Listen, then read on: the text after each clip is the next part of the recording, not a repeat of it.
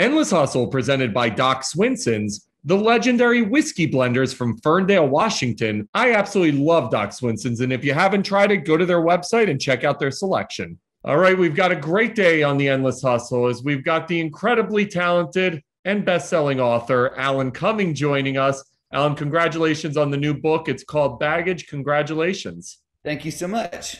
Nice So to be this is talking to you. fascinating, man. I'm a therapy nut, and as someone who had daddy issues his whole life growing up and figured out my daddy issues when I was 27, there's a great moment in this book where right around the same age, you began to have this catharsis of realizing some of the regressive behaviors that you had dealt with. And I loved reading about this. It was so honest, raw, and authentic. Just being able to put this all out into the world. And obviously, because you're a public figure, people are going to really take a lot from it. How incredible is it to be able to share these stories with people? You know, it's really great, and that's actually I talk about this in the book that the first memoir I did, which is called Not My Father's Son, which dealt much more with all that kind of the abuse I went through with my dad and as a child, and some more crazy stuff when he came back into my life as an adult. I realized when you do that, when you are authentic and frank and talk about your life, you realize how rare that is and how hungry people are to hear that, and it's sort of reassuring for people, I think, to sort of hear someone well known and seemingly successful and got it together being honest about the stuff that they've suffered. So this book in a way was also to say, yeah, I have made that I have got over some of that, but it's never gone away. It's always still going to be there, that kind of trauma. I mean, everyone's got trauma, everyone's got stuff from their past, and you mustn't deny it. I think you just have to manage it, and this book's really showing how I managed and how I sort of didn't manage so well sometimes. I kind of, I think this book, I realized that what I'm doing is normalizing being a hot mess. That's the name of the next book, Normalizing Being a Hot Mess. Yeah. You've had such a you've had such a fascinating career, and it's taken on so many different evolutions and so many forms. The first time I remember being aware of you was GoldenEye. I'm a huge James Bond guy. And I loved GoldenEye. I loved Pierce Brosnan, although Daniel Craig has since become my favorite Bond. But you write about how GoldenEye essentially saved your life. You were going through this really shitty and rough period. You were kind of like, what's happening here? And then you end up getting this role, and it essentially evolves you into the next step of your life. Talk to me about that.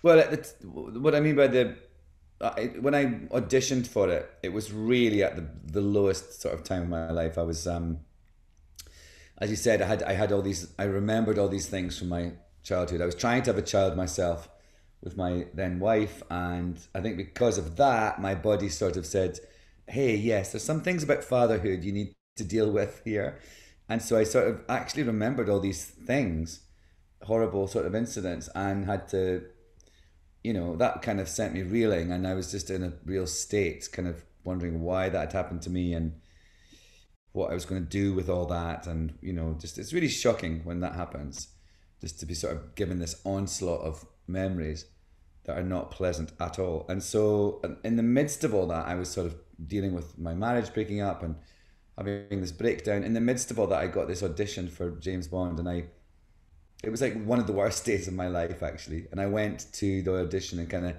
switched off from what was going on in my life, completely sort of compartmentalized it, went into the room, did the interview, finished it, and then kind of completely, I don't remember what happened for the next 7 or 8 hours. I was just sort of in almost like a sober blackout.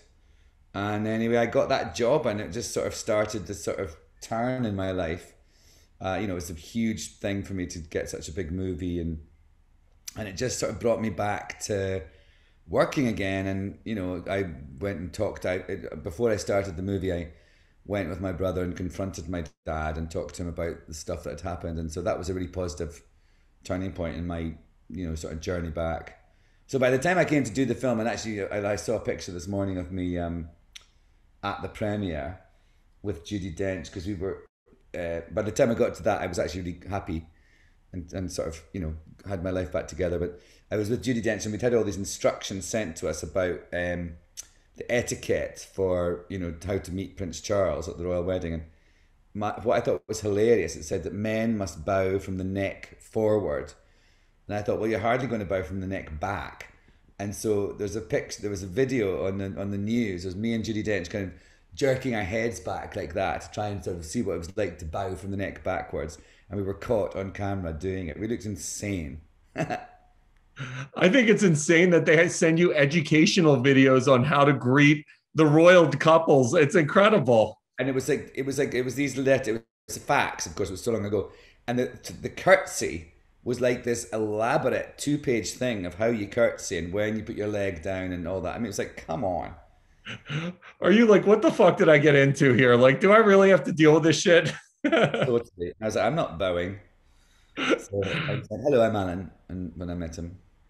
So I live in the West Village in Manhattan. You're a New York icon. You're a staple here. Club Cumming was being written about like on page 6 every 3 days. I loved it. How did this Club Cumming thing start? And how do I get an invite one of these days? Oh, well, first of all, everybody's welcome all the time. You know, it's not like a red velvet rope sort of place. It's just, you know, everyone can come, and there's different sort of types of shows every night. Look on the website and see what takes your fancy. And there's one-off shows all the time. But it came about because it started off in my dressing room when I was doing cabaret the second time. I did it again. I did it in 98, and I did it again in 2014, 2015. And I was also shooting The Good Wife at the same time. Then, kind of accidentally, I thought The Good Wife wasn't going to happen, and so I took this other job. And then I was doing both an 8-show a week on Broadway and a TV series. And I just sort of thought, well, how am I going to have any fun? And so I brought the party to me. I made my dressing room a sort of became known as Club Cumming, because every night, and I know Campari America, which is an umbrella group of lots of different alcohols, they said they would sponsor my bar in my dressing room, an entire full bar in my dressing room for a year. And I had a little sort of bat phone, and I'd go, we're running low on vodka. And so like boxes of vodka would arrive downstairs at the stage door. And that became a sort of thing. And we got a sign made saying Club Cumming, and people would drop by afterwards, and all the cast would come. And it became this sort of talked about bar in New York City. People would go to the box office and ask for tickets to the show, and also 2 tickets to Club Cumming. And people were like, you know, it's just his dressing room. You can't go unless you know him. And so then after that, I would DJ and everything, and sort of occasionally somebody would sing or something, but it was just more a sort of party. And then afterwards of that, I did a few pop-up things here and there to just see my friends, really. And then I sort of did it after my concerts. I would do a Club Cumming party where I would DJ, and the band would be on stage playing along, and people would come up, and that started the sort of performative part of it. And then a bar became one of my favorite bars in New York City, Eastern Bloc, became available, and my friend and I just sort of thought we would take the idea of Club Cumming, make it into a performance space bar, and it all happened. And now it's this really booming, lovely place where we have so many great performers, loads and loads of young performers and comedians, and all sorts of people come by. And we've also got crazy things, like we've got a live drawing class on a Sunday, and we've got a crafting thing on a Tuesday. And then there's always dancing later on and fun. I was there last night, actually, far too late after my launch party. I love how after doing a show, you turned your dressing room into a club. That's just like legendary shit, Alan. Yeah, it's sort of, people say that says a lot about you, that most people would be so concerned about their voice, and you were more concerned about how you're going to have fun. Who were some of the crazy people trying to get invites when it was still just in your dressing room? Did you have like A-listers trying to get in there? Well, yes, people would sort of call and say, could they drop by? I mean, if people came to the show, obviously, they could come up. But I remember like Vanessa Hudgens, she was doing a show nearby, and she used to drop by sometimes. You know, she was actually in GG at the time, and I got a picture, I think from the last night of the run, of Vanessa and all these boys, and myself included, with their tops off. I don't know quite what was going on. I think it was just a sweaty night, we're dancing. Obviously, you mentioned The Good Wife. That ends up becoming just a monster hit. You know, Juliana's coming off ER. That then launches her into another stratosphere. She's also got a book out right now talking about that incredible thing.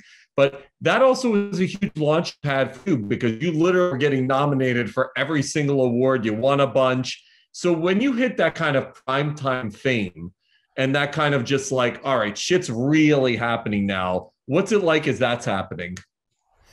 Well, it's sort of weird being on TV because I hadn't done it very much. I hadn't done a long running thing, so I didn't know the kind of, if you're in a film or something, it's sort of people see it at different times. But when you're on network TV, everyone sees it all at once. So there's this sort of, you go out into the world, onto the streets, and you really feel the reaction to what you've just shot. And it's also quite a quick turnaround on television. There's not that long really before it actually is finished on TV.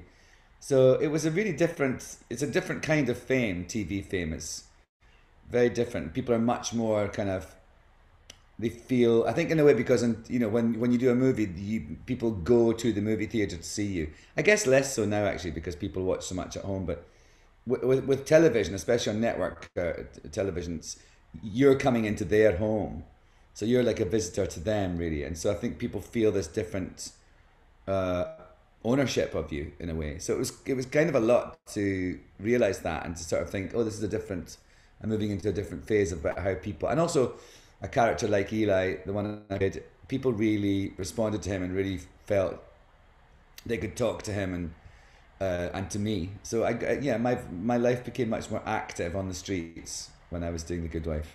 Yeah, that's what I was going to ask you. Anytime you play a character that people just connect to, like The Sopranos have to deal with this for the rest of their life. I'm sure Bryan Cranston with Walter White, although he's gone on to more, just a million iconic other projects. But people will see you as Eli. I'm sure like you're at the supermarket and they're not like Alan, they're like Eli, it's like, it's got to be so crazy sometimes.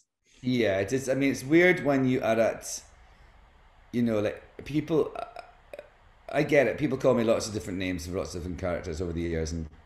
But sometimes when I think it's really weird when you're at an event, like say I'm at a gala or something, and I'm being introduced to people, and I'm being honored, or I'm hosting, or I'm attending this gala, and people go, and this is Alan, and they go, hello Eli, and I go, it's Alan, but thanks, kind of.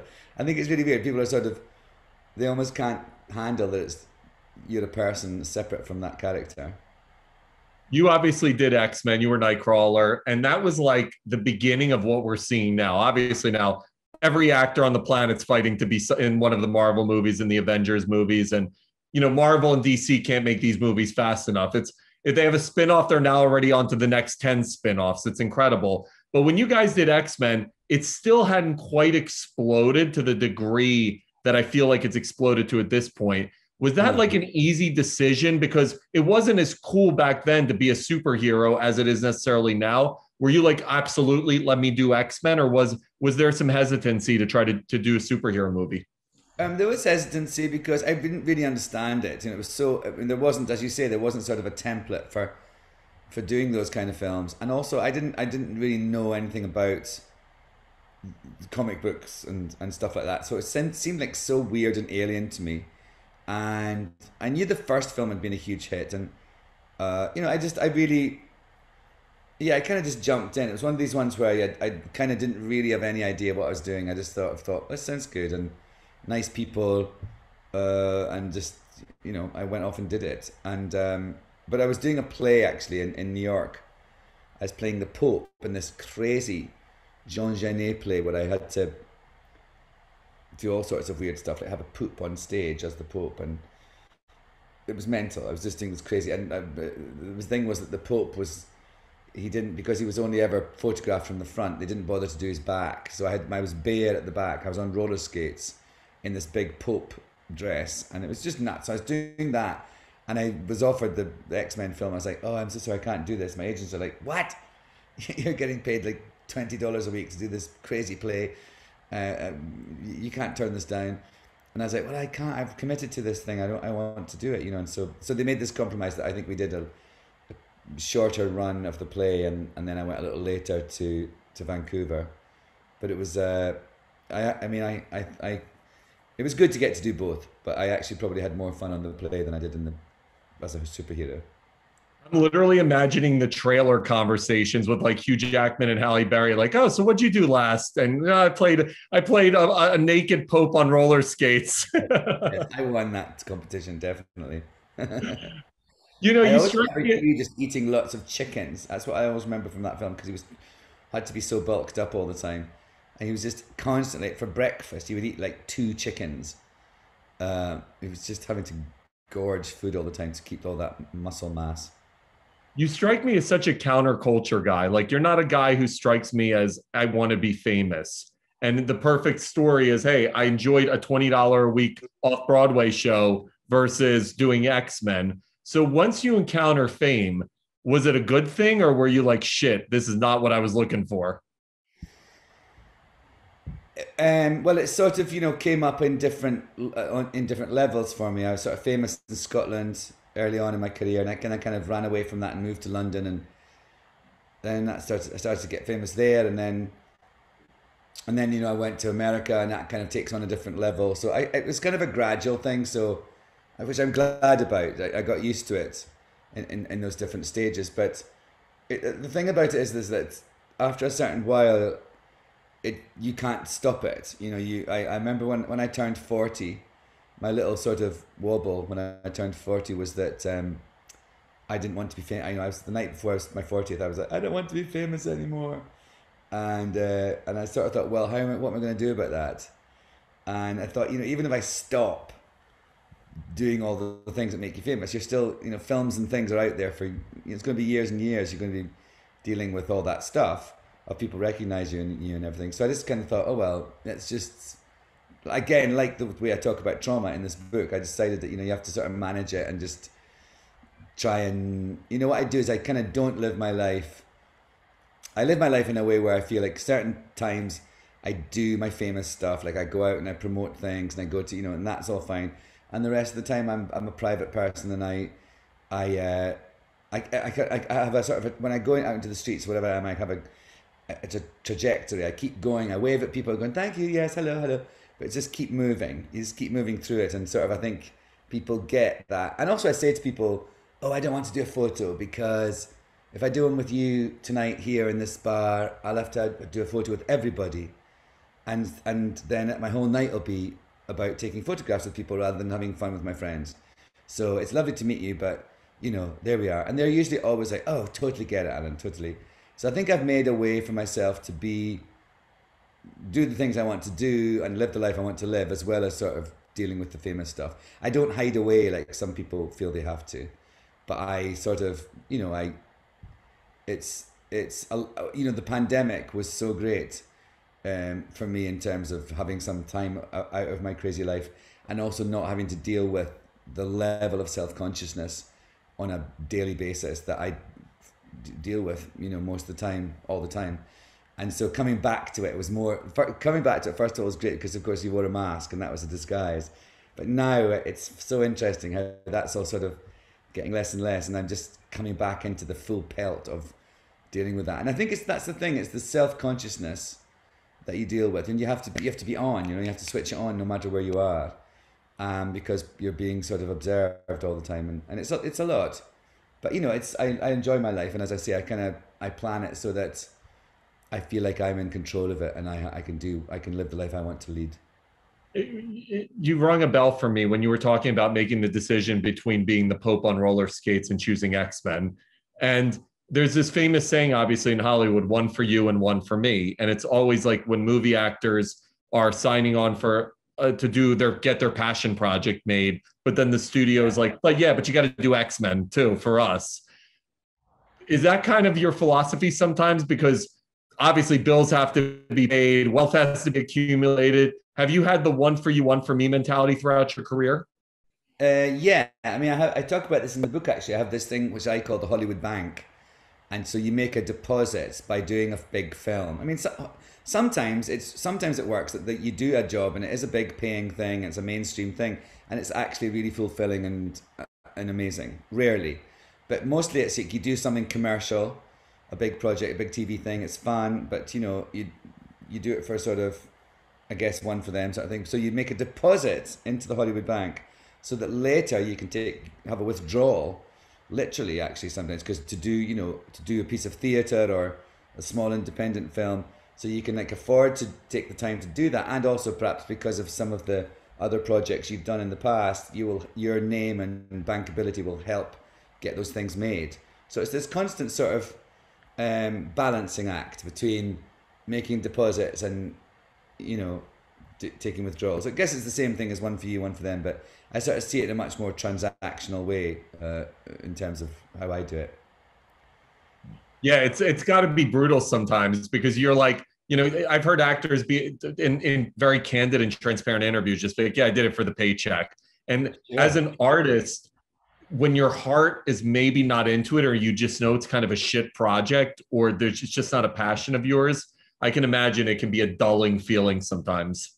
Yeah, you just have to like get your head down and get on with it. I mean, lots of people, real people, I mean, you know, people, civilians, do jobs that they're maybe, it's not their passion, but they do it because it's their job. You get paid and you live your life and you look after your family or whatever.